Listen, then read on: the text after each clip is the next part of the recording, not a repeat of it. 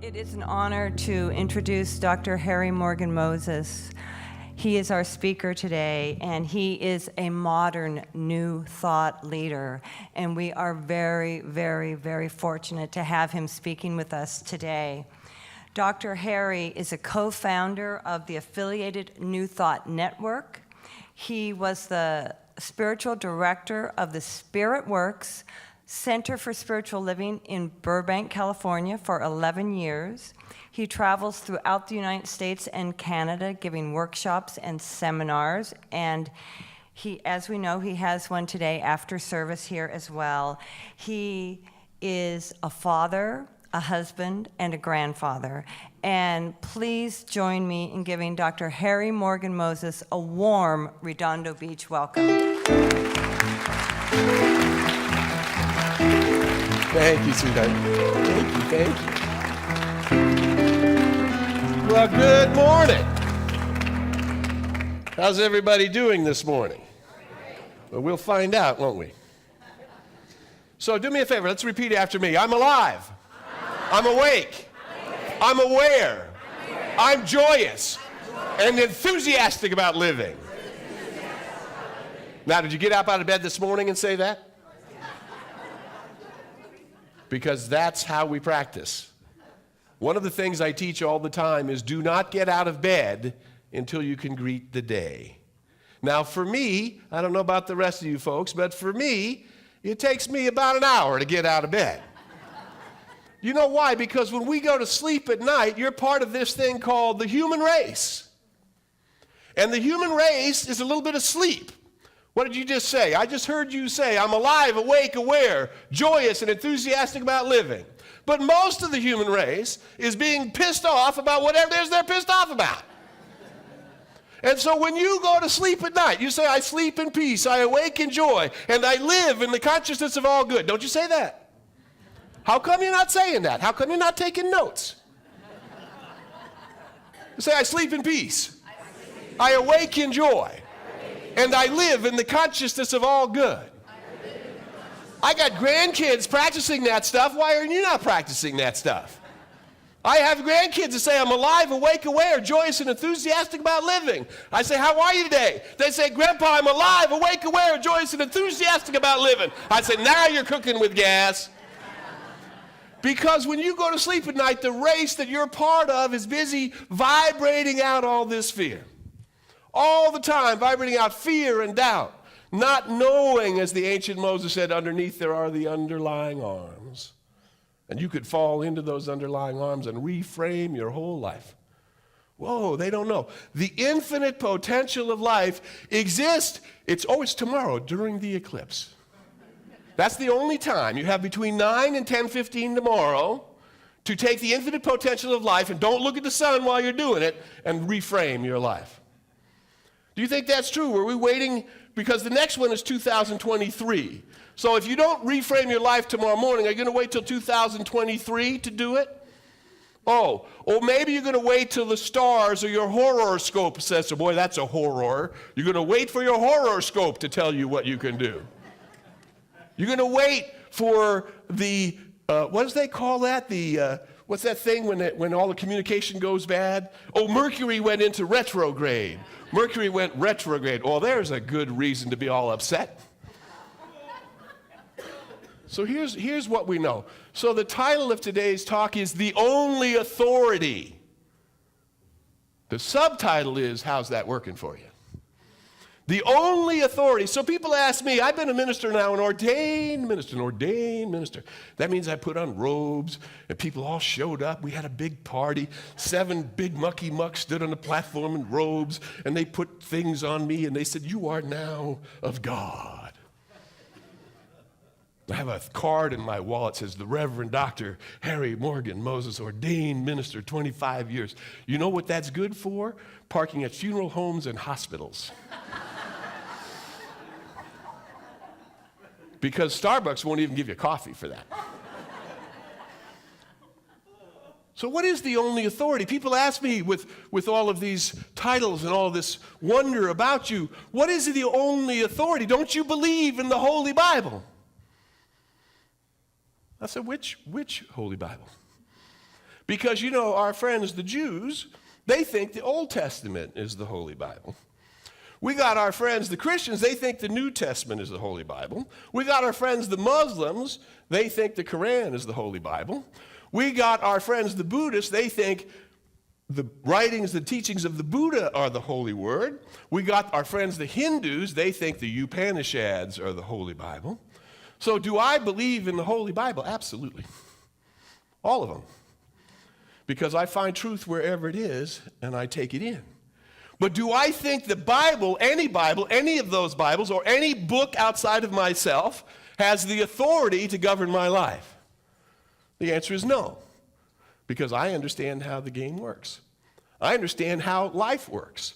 And I would like to share with you some stuff today that would help you make room for more good. Are you ready to have some more good in your life? So I say, good and more good is mine. No, now you got to believe it. You got to believe it. So like get down into your gut, get down into your heart. Now claim it now. Good and more good is mine. And ever increasing good is mine. There's no limit to the good which is mine. Everywhere I go, I see this good. I feel it. It crowds itself against me. Now, what are you going to do when it crowds itself against you? You're going to open up and make more room, right? It flows through me and multiplies itself around me. Now, how would you like that consciousness to be leading the way everywhere you go in your life? Yay. Well, that's what we have to do is take these ideas and begin to have them live in every cell of our body, which then means that what's happening is what's vibrating out from me is something that is going in front of me, and this vibration is how God creates everything. Oh, well, how do you know that? Oh, because one of the authorities that I listen to is science. Because science shows, we show to prove by making real, we take a principle and we use it over and over again. And if it's a principle, it works the same for everybody, anywhere.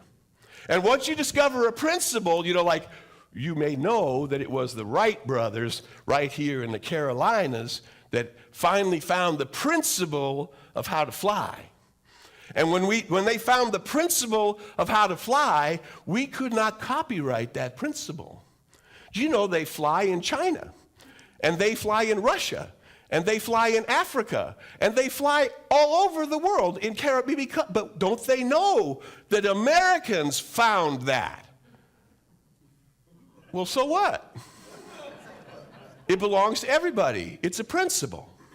And so we went even further. We went to understand, well, there's a principle that's operating in life. And people say, well, you know, if your God is so good, why does he let that happen? Oh, God, there's so much wrong with that question. You mean God. You mean God, the white bearded guy in the sky who touches people. Why does he let that happen? First of all, there is no he. Because God is a living spirit. And God is that which is masculine and that which is feminine and that which creates and that which is the result of its creation. You ever heard about that? God is everywhere present, in, as, and through all creation. And so he isn't doing it. Well then, how is this happening? Well, let me tell you how it happens. I'll make it simple for you because I had to teach yesterday in the School of Ministry. The poor people had to put up with me for 8 hours. Some of you are going to volunteer for 2 and your lives are going to get different. Some of you might even open your heart during the service and have something shift within you. Depends on what you want to do with it. Because each one of us is a gong. And gongs set out a tone.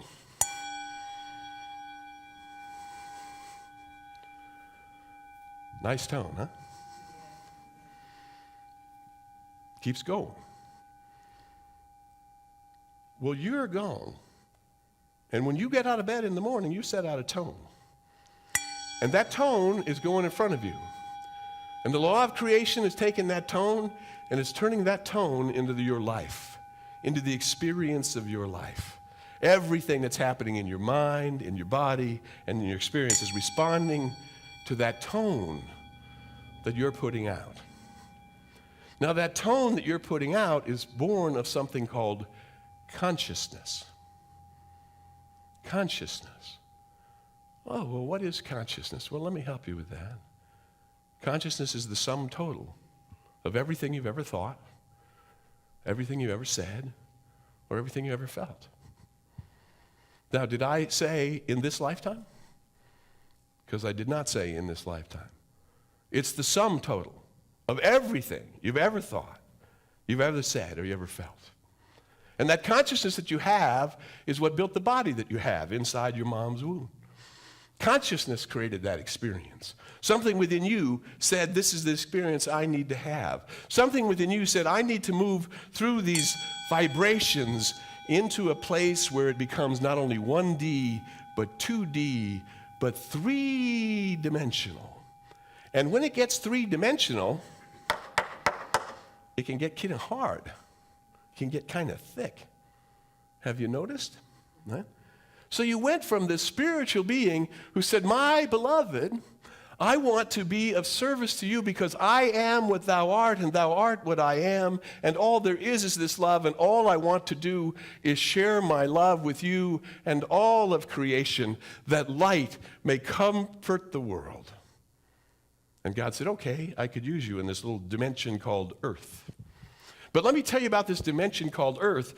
They forget that this unseen vibration that you're putting out, that everyone puts out, is creating their world. And so this vibration is what we call a resonant tone. Do you hear how it just is harmony? It just sort of goes resonance out into the field. Now, have you ever heard of a dissonant tone? That's a tone that goes, where your ear goes, whoa, that's not a good tone. So let me mention a couple of dissonant tones. How about Charlottesville? That's a dissonant tone. How about Barcelona? Oh, that's a dissonant tone. How about all of this upsetness in Washington, D.C.? Oh, that's a dissonant tone. And dissonant tones, when they hit, see, look how easy it is. This nice sound, this nice vibration, and one little dissonant tone, it changes the vibration, changes the rate of the vibration, changes the force of the vibration. And we're in the race, and we're picking up all of these dissonant tones because the race is asleep. Now, you said, I'm alive, awake, aware, joyous and enthusiastic. If you're alive, awake, aware, joyous and enthusiastic, is that the same as sleep? It took some effort for you to learn how to be alive, awake, and aware, doesn't it? And you notice that when you turn on the news, those dissonant tones are coming at you all the time. They're coming out of the radio waves, they're coming out of the TV waves, they're coming from the internet, they're coming from cyberspace, these dissonant tones. And yet, within the whole field is this creation that says what you say doesn't really matter, it's what you vibrate that's happening. It's who you really are that's creating your experience. Oh, well now then, how then if I am a thinking, feeling, creating being, and I do it automatically because I'm part of creation, because I'm in creation, then how do I get this vibration from me to be resonance? A resonance so clear and so strong that it transcends all the dissonance, even though there might be dissonance all around you. Well, you can't do it unless you get out of bed and greet the day. So when I said it takes me about an hour to get out of bed, is I understand how the system works. I know how the vibration works. I know that I went to sleep, and I did say, I sleep in peace, awake in joy, and live in the consciousness of all good. One of the first affirmations I ever learned. And I go that every night. And I've taught that to my children. They're now teaching it to their children. Generations now are able to remember that we need to clear our consciousness before we fall asleep. Many are falling asleep watching the news and people bitching at each other. And it's not a good vibration to take with you into bed. I sleep in peace, I awake in joy, and I live in the consciousness of all good. And yet then when you fall asleep, all of those race thoughts are surrounding you all the time. So when you get up in the morning, you had better be clear to the divine. So it takes me, I get out of bed, and I like to meditate. I meditate every day. If you do not meditate, how many have my CD, the meditation CD? Raise your hand if you have the meditation CD. A lot of people know about that CD. If you're not regularly using the CD or you need help learning how to meditate, just get the CD and put it in the CD player. Don't drive while you're doing it. Because we need to meditate daily. Our wonderful friend and spiritual leader, Ernest Holmes, says you need to meditate daily because meditation is for the purpose of in-breathing spirit. And boy, with that chattering mind going on and on and on and on, I need to pause in the morning and make sure I can breathe in spirit. And after I've done my 20 minutes of meditation, my wife and I married for 35 years, and we just 3 years ago, I'm not even going to tell you the brand name, but it's Heirloom. We bought a bed called an Heirloom. And man, it is the most comfortable thing. And so you made your bed, and you have to sleep in it. So how is your bed? How is your bed at your home? Is it pretty? Is it beautiful? Is it comfortable? Have you made it sweet? And if not, why not? Because you're spending a third of your life in the bed that you made. And that's the bed in which you sleep in peace, awake in joy, and live. So the first place I tell people in the physical world, if you need to fix your world because it's not working, I say, go make your bed nice. Get a new bed, get some new sheets, get the pillows you like. Make your bed nice because you're making your bed and you're going to have to lay in it. That's the way it is with all life. This vibration that you're creating is making your experience, and you're going to have to live in it. So I begin by clearing out, and then I lay back down. Ooh, God, I lay back down in this Heirloom. Ooh. And my wife is next to me, and the other day I had to sleep on the boat because we had errands to do, and she had to be up here. And she says, I missed you snoring last night. Because I can hear her breathe and snore, and then I know she's there. And so I just lay back down after my meditation. I just go, oh, thank you. Thank you for this day. Thank you for this bed. Thank you for my beautiful home. Thank you that the I Am presence governs and guides my life.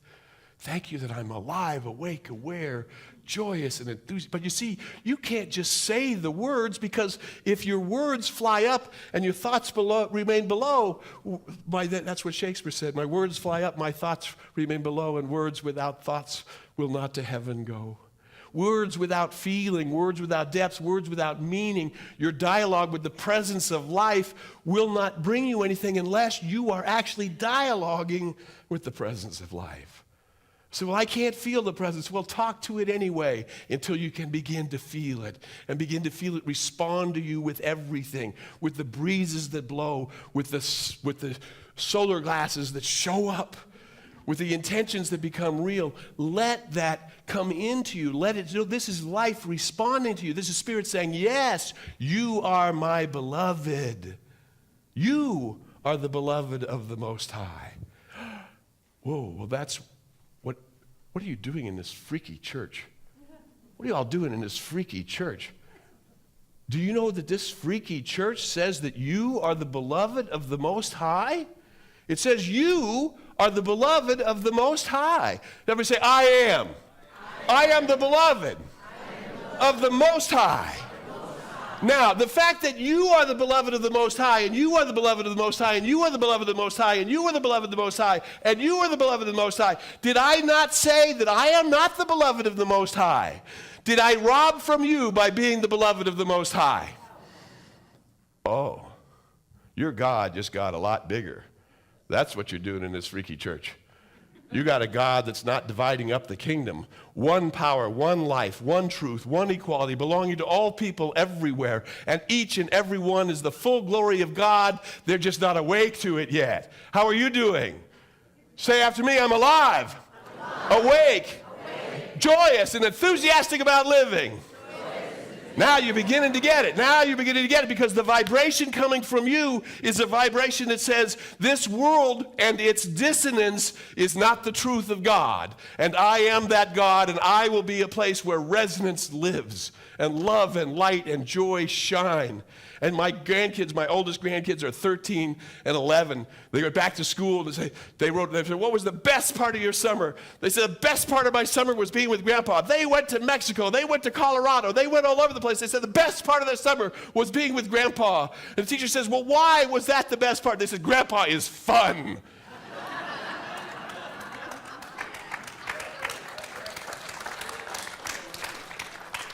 How are you doing? Are you having fun in your life? Or have the burdens got to you? Or are you having trouble? Well, here's the good news. Your friend Ernest Holmes, your cute, wonderful friend, Ernest Holmes, he said these lessons are dedicated to that truth which frees man from himself, that enables him to see through the mist into the ever-changing, gorgeous reality of God. Oh, you have to begin to get engaged in order to lift yourself up. You have to be the avenue through which the change is happening. And when you begin to change your thinking, when you begin to align with the divine, when you begin to joyously and enthusiastically live your life, God is joyously and enthusiastically loving its creation. And you are that. And you are also the God that is the place of creation. And the sunnum bottom, the beginning, the end, you're the glory of God. I am the glory of God. Oh, this is the best idea I've ever heard in the world. And it's the truth. So we've stumbled onto a truth, but we don't know exactly how to embody it, how to bring it all the way through. Well, the master teacher gave some great advice. We didn't think of it this way, but now it's time to reframe. How many people have a cell phone? How many people have a cell phone with an app in it? Oh, now you notice that if you have a cell phone with an app in it, unless you open the app, it doesn't work. Have you noticed that? Well, within every human being, there's an app. Jesus told us about it. He just didn't have apps around so he could use the metaphor. He says the app is, if you want more out of life, you have to ask for more out of life. He says if you want more out of life, you have to seek more out of life. And if you want more out of life and don't have things you don't know or don't understand, you have to knock on the door of those things until those doors open. And so the only authority in my life is demonstration. How do you know that's working? Because it's working in my life. And demonstration is a word that's not metaphysical. It's in any dictionary. It says to prove by making real. So I believe in my heart of hearts in absolute equality. I believe every soul, every color, every race, every creed, every religion, every way of being is the beloved of the Most High. Wow. And how's that working for you? Oh, it's a lot better than all that dissonance. It's a lot better than all that fear. It's a lot better than all that hate. I would rather live and prove the principle that I am the beloved of the Most High. That it's the Father or Mother's good pleasure to give me the kingdom. That more and more good is mine, and there's no limit to that good. It all just depends on how much I can open and how much room I can make in my being. Until we get to the last place. And here's where we end. Our fun, wonderful little metaphysician from Maine. He says this. You were born to have fun living. Well, that's a lot different than life's a bitch and then you die. You're born to have fun living. To constantly commune with the presence that is within and around you. And to grow and expand forever. Oh, well, how do you know it's God's will? Because it's working in my life. Because everywhere I go, I see the face of God. And every day, my heart opens bigger to the glory of all that I am and all that God is. We can change the world by what we have learned. We can certainly change our lives by what we have learned. But it begins with you have to learn how to not get out of bed until you can greet the day, and how to live alive, awake, aware, joyous, and enthusiastic about living. You have stumbled into the most powerful ideas that have ever come across human consciousness. And together we're going to bring more and more light in the world until the world wakes up. And I would ask this question, how's that working for you? So this is, I tell you, until we meet again, I know for sure these things. That you may be facing the most difficult challenges you've ever faced, or you may be looking at embodying a greater good and a deeper joy than you've ever known before. But anyway your life is right now, this I know for sure. Everything is going to work out just fine. And I invite you to think on these things as together we explore the possibilities. Namaste.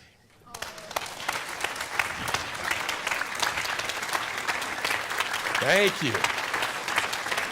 Bless you. Thank you. Thank you very much.